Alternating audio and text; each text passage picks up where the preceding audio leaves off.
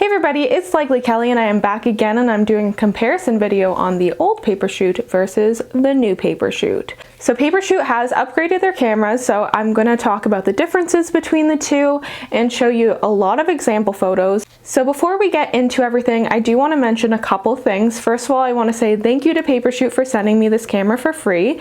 I genuinely really appreciate it. They sent it to me for a review. However, I will be giving my honest opinion on the Papershoot, the new one. I will be critiquing it. Also, I do have an affiliate link with Papershoot, which will be in my bio and also in the pinned comment. So please consider shopping through that link. I just get a small percentage off of your purchase and I genuinely appreciate it. It helps me out so much. And if you do shop through my link, please comment, and if you want to, of course. But if you do, I will say a personalized thank you to you because I appreciate it so much. And think about subscribing and liking and all of that. So let's just get started. So I will be looking at my phone for a portion of this just so I get the right information. I just wrote down a few notes here, so let's get started. So the old Papershoot has a 16 megapixel camera, whereas the new Papershoot has an 18 megapixel camera. So upon taking photos, I did notice that the new Papershoot's photos are definitely more clear and takes higher quality photos. The old Papershoot supports SD cards that go up to 32 gigabytes. The new Papershoot, however, supports up to 128 gigabytes. So a 32 gigabyte memory card with a Papershoot camera generally gives you about 600 photos. This upgrade will be great for people that are going on vacation and you can't put your photos onto a device, so then you don't have to worry about your memory card getting full. The old Papershoot takes a micro USB and the new Papershoot is USB-C. That's so exciting. Basically, a lot of devices are USB-C now, so it's nice to see USB-C because it's just a very common cord to find around. I have a few things I use micro USB, but not that many. So they do have the same filters, by the way, on them, but they look different. So I will show you that in my photo comparison, but the filters are normal, black and white, sepia, and blue filter. So the old Papershoot takes 1080p video, the new Papershoot takes 1440p video. They both take 10-second video, and they also do time lapse for 30 minutes, and I believe it cuts down to a 30-second video. There is a little bit of a stipulation with this. You can't just purchase the camera and expect it to take video. You need to either purchase a function card or plug it into a power bank or a power source in order to take a video. So it does not have a little switch on it that you can switch it to video or anything like that. So I will be showing videos that I took with the Papershoot, really to show you the stabilization of the Papershoot and to show you just what the video overall looks like with lighting and all of that. So this upgrade is probably what I'm most excited for, is that the old Papershoot did not have the date set correctly in the camera. So when you would put the photos onto your device, it essentially would be like saying year 2000 or like 1980 or something like that.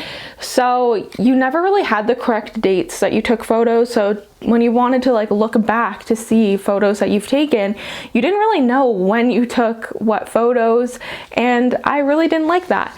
They have fixed that with a new camera. I'm very excited.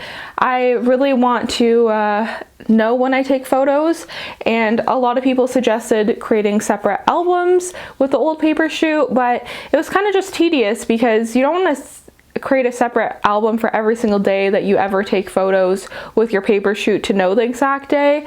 And with a new Papershoot, you'll just have it all correctly dated.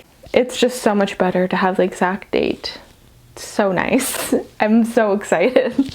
Also, the file format for these are JPEG, and I would also like to mention that they both take rechargeable batteries still, so you have to purchase rechargeable batteries. It does not come with them, and it's AAA batteries, so consider that into your purchase. I did get asked this in my last video. You can charge the camera by just plugging it in, so I personally now just plug it in. I used to take out the batteries every time. I don't know why I did that. It's very tedious, but now I just plug in the camera and it charges the batteries and I'm good to go. And it makes it a lot easier because your charging ports are just on the side and it's all open, so you don't have to like loosen the brass fasteners and all of that. There was another difference between shipping for me. The old Papershoot shipped from Canada, the new one shipped from the US. Now I don't know if all their cameras are shipping from the US and all accessories, but I was a bit disappointed because when it got to me, I did have to pay custom and duty fees. Now it wasn't a big deal because obviously I got the camera for free. I did have to pay $33 in custom and duty fees, but I was disappointed just because if I was to make future purchases to have to pay custom and duties, it just adds quite a bit of extra of a cost that you have to account for when ordering. So I did reach out to Papershoot to ask them about shipping and if all their products are shipping from the US. I also did ask them what seeds are embedded in the cases because they said they're embedded with wildflower seeds. I was curious because some wildflowers are invasive to certain areas. They read my message and didn't reply, but then I sent another message to follow up and they never opened it, and it's been like over a week now. So I'm not too sure about the answers. Hopefully they can answer me at some point, and if they do, I will put it in the pinned comment what they responded. But just something to note to my fellow Canadian customers that you might have to end up spending an extra like 30 something dollars to get your camera. So please account for that because yeah, I previously didn't have to pay that when it came to the old camera. Also shipping times, because the first one shipped from within Canada, I think I received it in like 2-3 days because it shipped from within my province, but this one unfortunately took quite a while. I think it was like 2 to 3 weeks to get to me, so it did take quite a bit of time because it was shipping from the US. So also something to keep in mind if you're a Canadian customer. So also I'd like to mention a few products that they're introducing. Some of them they already have. So they already have the function cards on the website. They're just little SIM cards that you insert into your camera and you can do different functions with whatever function cards you end up getting. There's one for video. I think there's one to make it look more like a Polaroid style with the frame around it. There's one for video that takes 4 different colors of video. There is also one that has double exposure, which looks really cool. I would really like to get that one. The only issue I find with these little SIM cards is they are so hard to keep track of and not lose. So definitely recommend getting like a little container or something for them to keep in your bag or your pocket so you don't lose them, because I know I lost the video one very quickly. So they added a new thing called a video crank as well. So the video crank, essentially when you are taking video, you can use the crank to increase the speed of the video for certain portions. So I find that pretty interesting. However, I don't really care for the Papershoot videos all that much, so I personally wouldn't be using it. It might be something you find really cool and something that you're excited for. Now, a lot of people have complained that the Papershoot has no flash because the Papershoot does not take the best low light photos. The new one takes a little bit better of low light photos, but still not great. So a lot of people wanted a flash, and they are introducing a ring light attachment for your camera. So it will be attaching to this little metal brass part, but you need to have one that has little grooves onto it so it can screw onto it. Certain cases do not. My cork case does not. I don't know if they just introduced a new model of cases that does have it and certain ones don't. I don't know, or if all the old cases didn't have it and only new cases that you buy now have it. I'm not too sure. So I don't know if this ring light is super strong with its light, that it's stronger than a flashlight on a phone. I'm not too sure, but it is interesting. I think it's going to be more of a warm light, so it actually might look a little bit nicer than the cool light of like a flashlight. I know that a few people commented on my last video saying they wanted the Papershoot for a dance party, kind of like club experience, and I know there's a few people with like weddings and wanting to go to the reception to take photos with the Papershoot. So I do think the selfie ring light situation, I guess it's not a selfie ring light, but the ring light will be beneficial probably for a setting like that. I personally don't really take low light photos with my Papershoot all that much. So I actually tried to take a photo using the flashlight on my phone and the Papershoot cameras, and it still didn't end up that great. I don't think I'll be personally purchasing it, but if you are trying to take low light photos, I think it would be a great thing to consider buying from Papershoot. The new one has like these two little things up here that show you when the battery is low and when your memory card is full. So that's nice. The old one didn't do that. It would just give you an error beep and you're like, I don't know what's going on. What's what? I don't know. Or at least I don't know. Maybe I got that wrong. I experienced it a couple times. I didn't know what was happening. So this one, apparently you can tell what's happening. So yeah. So also another thing I wanted to quickly mention was the difference in sounds, the shutter sounds. They're different. So this is the old Papershoot. Okay, you got that one little click, that one little noise. This is the new one. You get two noises, which I do like, because I did find with the old Papershoot, when I would give it to somebody, they'd always tell me, oh, it's not working. It's not taking the photo, because it took a second to make the noise. And I'm like, just wait. Just give it a second. Relax. Just take a deep breath and it'll take the photo. Whereas a new one, it makes that noise and then takes a photo. Now we are gonna get into the photos, which is probably what you've been waiting for, and the videos. I'm going to talk about a few of the photos just to give my opinion on it and to point out a few things, and then I'm just gonna play music over the rest of them because I don't have much to say that's different for each photo. I don't wanna bore you with me talking the entire time, so I'll just play music for you. Elevator music. I'm gonna play the hold music when you are on hold with a company. Okay? Okay. Just kidding, I won't do that to you. You'll notice with the Explorer sign, it's a lot more clear, and I think it looks quite a bit better. Overall, the sharpness is a bit higher, and yeah, you also see that like the filters are a bit different. You'll see that the black and gray is has a little bit of a sepia tone in the black and gray with the new camera, and the sepia tone on the new camera is not very strong, and the blue filter is very strong on the new camera. Top ones are the old Papershoot, so that you'll see that it has almost like a little bit of a haziness to the photo, whereas the bottom ones are definitely a lot sharper. You're gonna notice that the shadows are a lot darker, and overall it handled this particular photo really well. You can see that actually the old Papershoot functioned way better than the new Papershoot on this one. I would say about 80% of times the new Papershoot performs better, but 20% of the time the old Papershoot comes through with a better photo.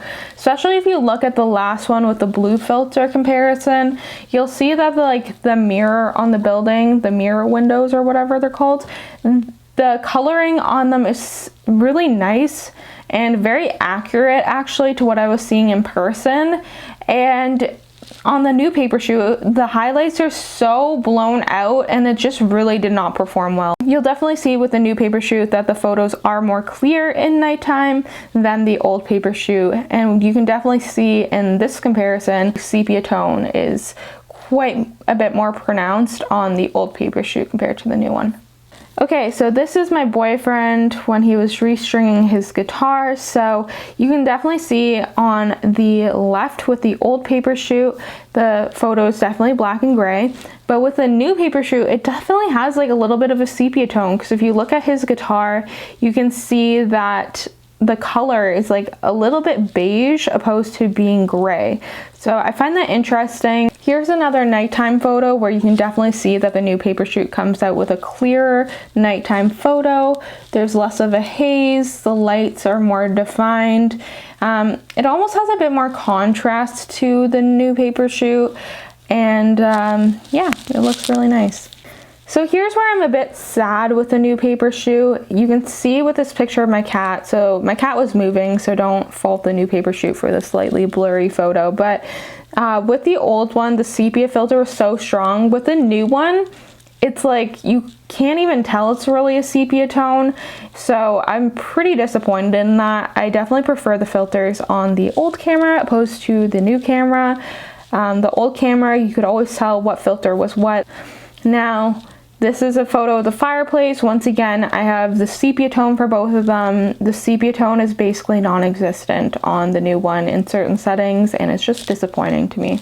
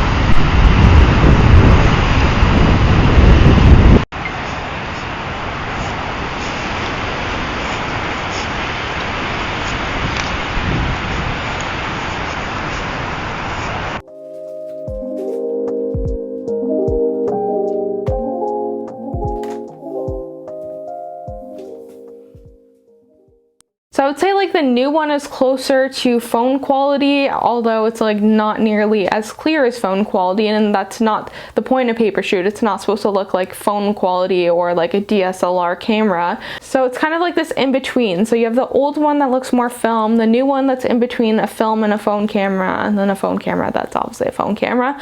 So I did find that really interesting. And yeah, let me know what you prefer, what you think, your thoughts, your opinions, and all of that, because I love hearing it. And thank you so much. And like and subscribe if you are interested in doing so, and I will see you in the next one. Thank you. Bye. Also, side note, can we talk about how cute these earrings are? Look, it's a little skeleton.